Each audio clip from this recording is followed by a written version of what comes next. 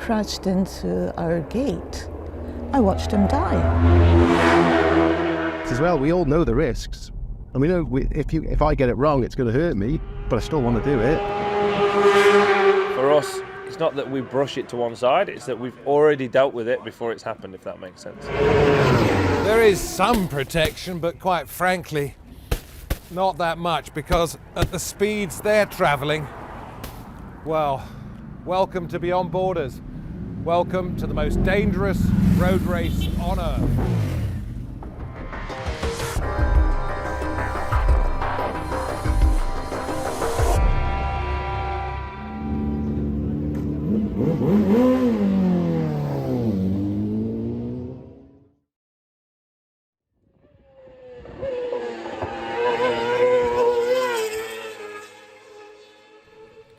In a small tent that doubles as a garage in the TT race paddock, we're meeting Nick Crowe, a sidecar driver until 2009, when he hit a hare at 240 kilometres an hour and crashed on the Isle of Man's mountain course.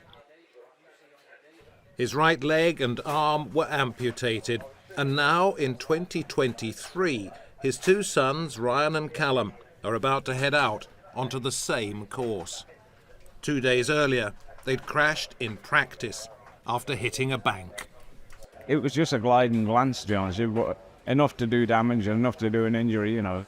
But 4 years on from a first start, something is very different.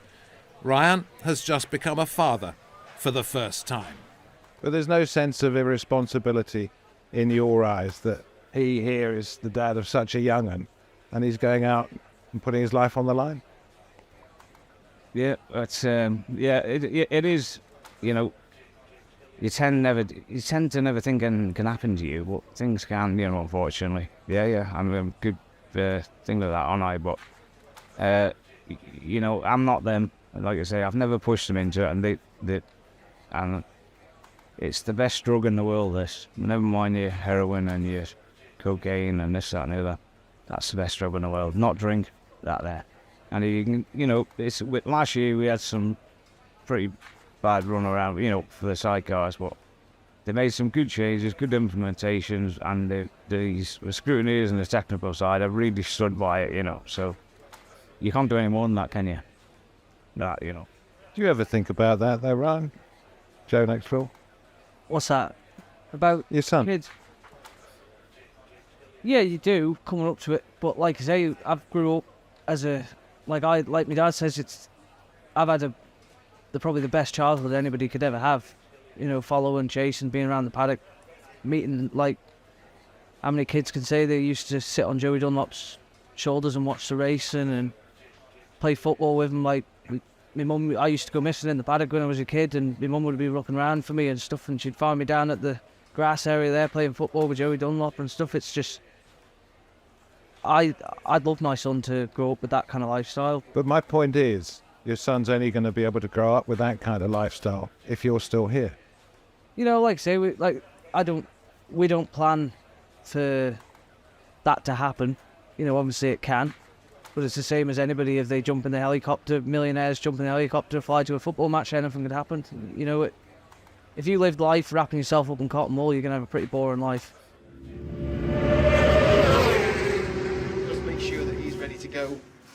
Richard Milky Quayle was a rider who now helps newcomers to the TT, the Tourist Trophy, before the racing begins.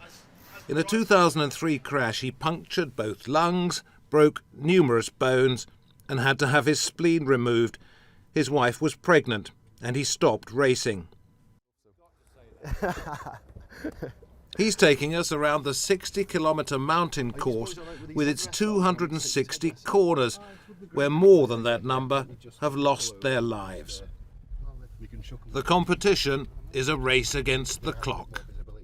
So this is the corner I've come to. So I'd literally come out of here gone, oh, bloody hell, I've messed up there, I've missed lost my drive, I'm losing time, and I turned in too early. I literally turned in into this left hand here. I turned in there too early and I hit the rock face there. There used to be a rock face there. Yeah. I hit that. I hit then on the right hand side of the road, and then I hit this here.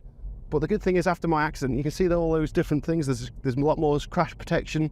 The boards on the rocks, that's now from my accident, and it makes it a lot safer now. I've had 2 life-threatening crashes in my career. One was a bleed on the brain. I had a bleed on the brain in a short track in England called Pembrey. And obviously this crash that I had here, this big one I had here, and both of them I can't remember. I think your brain shuts out. It's a trauma thing. It's a fight and flight thing, and it literally shuts out. So, you know, I've snapped my leg in 3 places, and I woke up and I was literally lying on my leg and my arm, and I can remember all that. And that's, you know, that's. But the one that nearly killed you. Yeah, your body, you can't remember it. I'm pretty sure, for me anyway, that both of those, I can't remember. I literally can't remember. And then something scares you so much that you lose that little edge, and you decided to quit. Yeah, well, I'd already actually decided to quit before. It was quite easy for me because I'd already decided to quit before my crash, because my wife was pregnant at the time. The only thing in life I wanted after motorbike racing was a family. That was, you know, I'm really old-fashioned, mate. You and your son, you would rather he weren't doing it, but you're happy to allow him to encourage him if that's what he wants to do. Yeah. I've had a crash around here. I know it hurts me. Yeah, I'll still let my son do it. If I was that strict, I would say, no, you're not doing it, but I'd never tell my son. Oh, that's counterproductive, isn't it? Tell your children not to do. Exactly, of course. Then it pressurizes and blows out everywhere, so always bleed it through with this. Back trackside, Milky is helping new pit crews with the refueling process. It's fuel, it's fumes, vapours, hot bikes, you know, potential of spillages, things like that. It's potentially very dangerous, yeah. That's it. And you're just stretching his suit. That's it. I'm the mechanic, just stretching it. What we have here is one of the mechanics stretching out the motorcycle racing suit for his rider. Yep. Yeah, why doesn't he do it himself? Because I'm a bit bigger than him and they're brand new, so we'll make sure he's comfortable, and when he's out on track there's nothing to stress about. It's a lighter moment in what is otherwise a lesson in how to avoid calamity. Accessibility here is key. Riders rub shoulders with the public in the paddock. Stay with you, mate. Your mum and dad are here. Yeah. So now we've got to tune it up, the suspension, to stop it from biting, really, and let me go to the next step, which we can try on the other bike, the super stock bike. It's very similar. It's basically the same bike as a super bike. So You're talking mechanics to me. I'm asking about what's in your head and what your body feels like. well, when the bike's fighting against me, it's harder to ride. So yeah, we've got to sort of make it a bit easier to ride now. But I'm happy. That was quite a good. But yeah, like I say, this the first proper lap I've done on that bike, and it was 1:27. So I'm happy with that. And the second lap there was an incident up at Craigna Bar. So hopefully that ride is okay. But we had to slow ride down. So Who was that? Do you know? no. But hopefully they're okay. When you see that, something like that, you got time to think about it or not? No, you just got to carry on. If I think about it, you can't hesitate for a second round here. It'll force a mistake. So yeah, just got to carry on and do what you're doing. Age is no barrier here. From the very young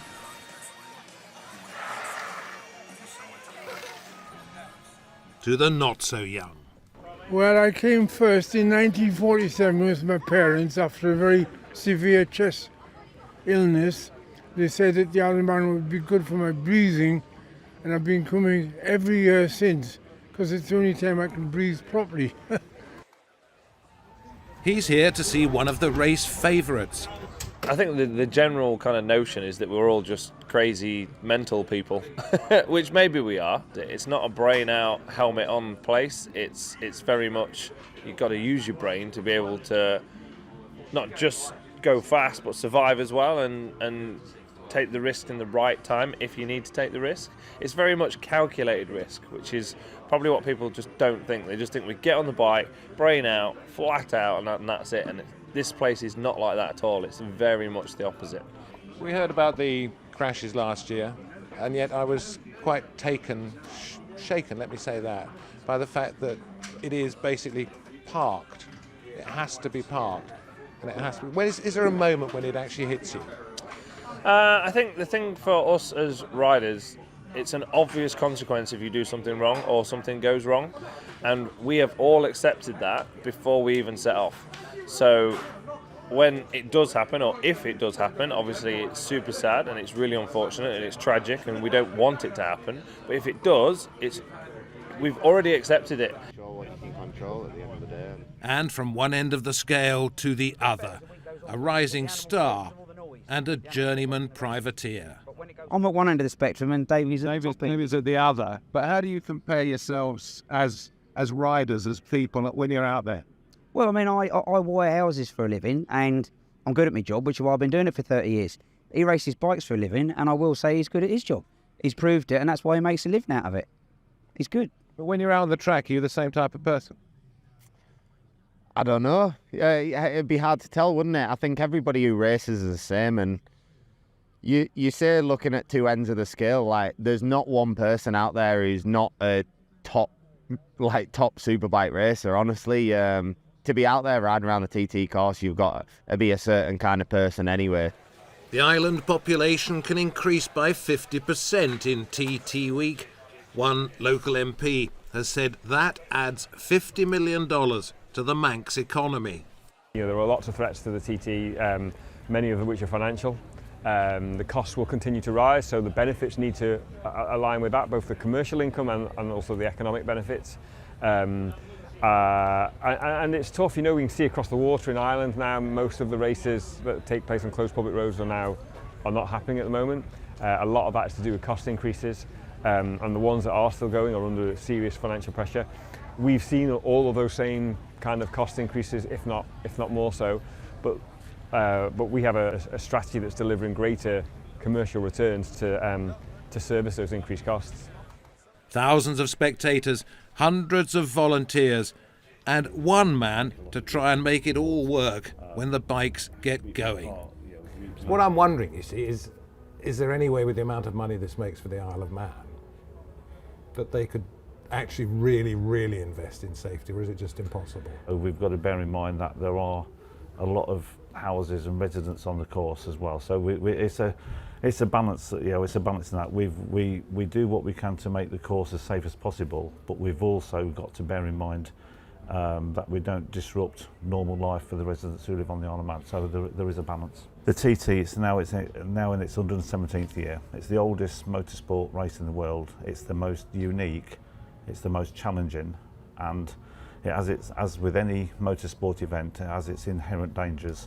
And as race organisers, our job is to mitigate as much as we can against the risk, but also maintaining that challenge for the competitors. What do you make of those things you wrap around lampposts and so on? The lamppost protectors, yeah, that's. I would imagine at incredibly high speeds, it isn't going to make a lot of difference, but we can't. We do what we can to try and mitigate the risk. Gary becomes overwhelmed when he thinks of those he's known who've lost their lives. Privately, it's difficult, because some of them I know really well. So. Stop there a minute.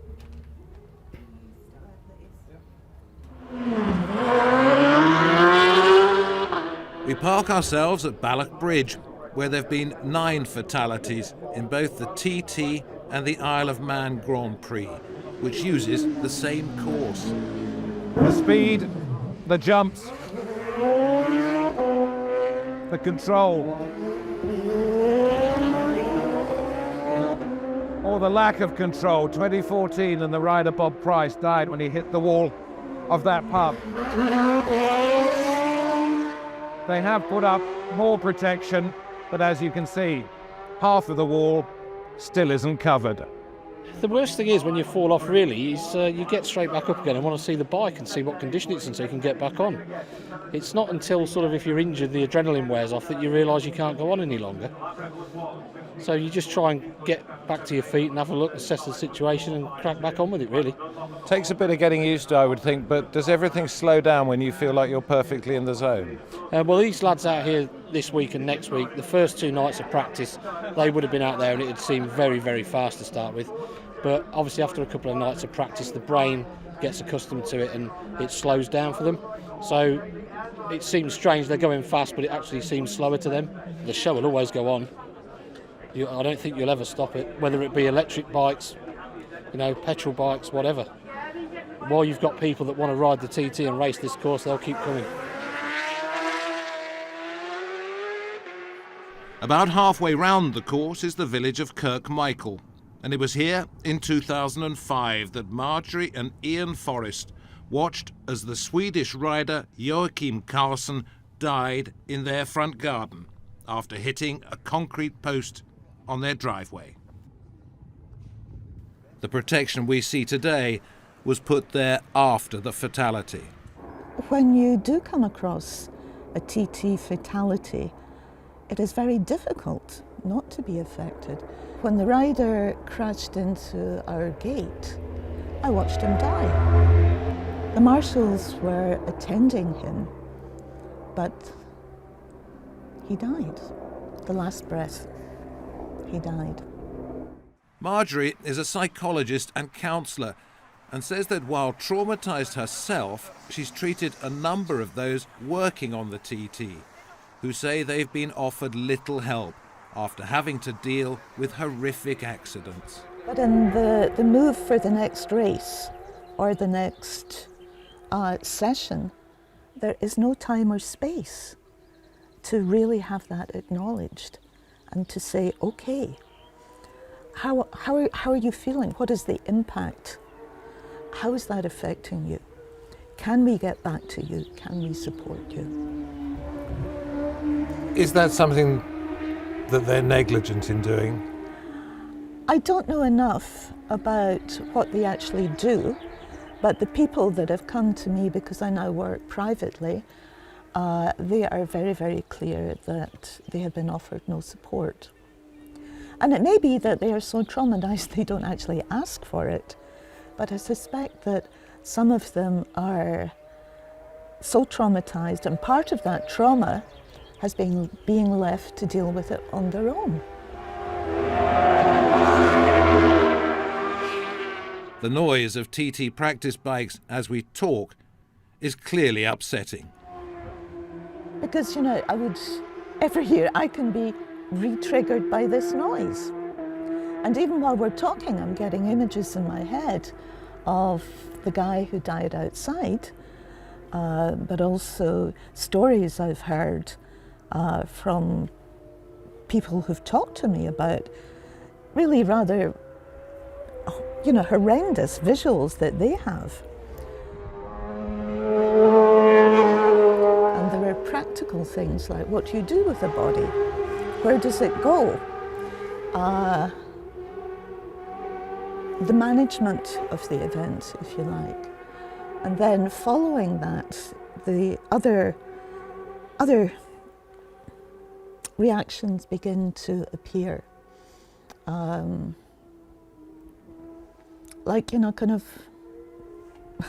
Why did it happen? What does it mean? What does it mean for his family?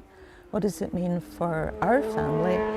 And as the weeks go on, you find yourself saying, okay, it was a month since that happened, but how come every time I hear a bike, I jump?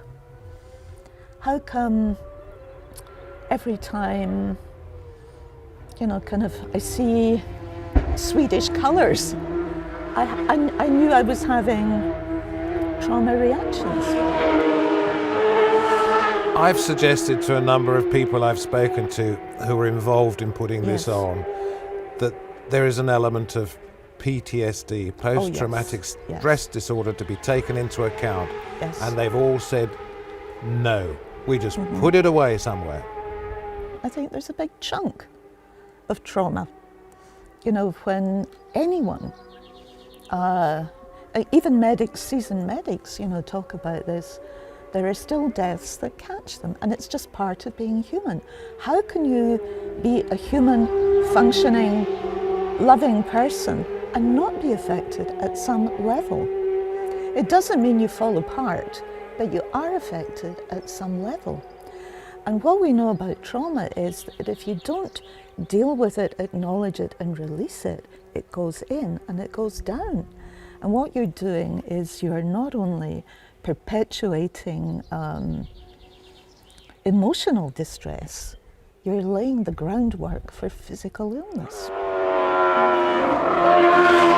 Can you get as many people as our motorcycle riders or organisers here to say, it doesn't affect me, I just put it away, and believe them? I wouldn't, no, I wouldn't. And I've actually had a couple of riders in who came in with stress-related issues in other areas. So, you know, we just began looking at where did trauma begin? Because a race is really quite a special event. It's very fast, it's very quick, it's very public, adrenaline is high. Under these conditions, the impact and the imprint is going to be pretty strong. It's not unlike combat. On this bottom here, because it's stretching over on a damaged area. And, the Crow brothers have had to convince medics that Callum is fit enough to race after the practice crash. He shows us how, as passenger, he has to move around in his cramped sidecar as a counterbalance to his brother driving the bike. He tries not to show how much discomfort he's in, but it is clearly painful. What has that, shall we call it a crash? Your accident done to you inside your head? I know what it's done to your body. It's taken a lump out of your right or left buttock, hasn't it? But yeah, up on the top of the pelvis, a bit of a cut on the top of the pelvis. Yeah. What has it done inside your head? No, I don't think it's. It doesn't do much on my head. We've had bigger crashes than this before, and you know we've come back a lot stronger. So it's part of racing. Unfortunately, you don't go out there thinking it won't happen, because you'd be silly if that didn't. If it, in the back of your mind, if it wasn't there, then you're not human. Do you know what I mean? It's always in the back of your mind. So. Did I hear you say you were nervous? Yeah, nervous now more than ever, because I've got to make sure my body's right, and hope, fingers crossed, it is. Touch wood. Take a chance. Not taking a chance. I'm just going out because I feel comfortable on a bike, and I'll never take a chance around here. I'm not 100%, and then I'll call it a day. You know what I mean? Ryan, brother, are you happy with the fact that he says he's okay? Yeah, well, I trust him 100%. If he says he's okay, he's okay. But if he says he's not okay, he's not okay. You know, if he tells me now he's okay, and if he told me now, yeah, I'm okay, go for it as fast as you can, then I'd go as fast as I can, because I know he wouldn't cover anything up if he said he was all right. I know he's all right. Hey, look at these guys. What do you think when you see young Joseph here and your fiancée and know what you're doing tonight, tomorrow, the next day? What do you think?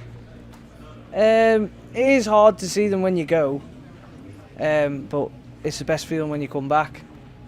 Like I say, I've grew up around it all my life. That's all I've ever seen is, like, my dad would have held me like this when he was going, and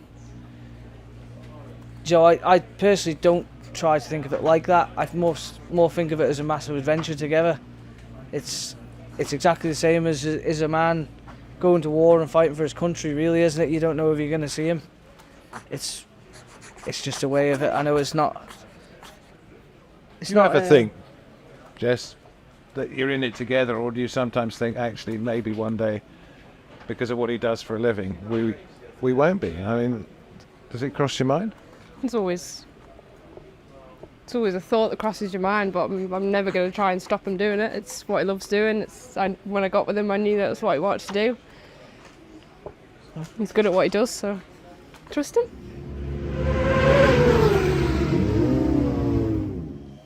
Pretty much everyone I've spoken to is matter of fact about the chances of someone, anyone, even themselves, being killed. I believe it's not that they don't fear death, they know it could be them next. It's that what they fear more is living a life without being able to do what they love more than anything else. Maybe that approach is what takes only a handful of people to the very top, but it can badly affect others too, as we discovered. And they then are the unseen casualties of this relentless race.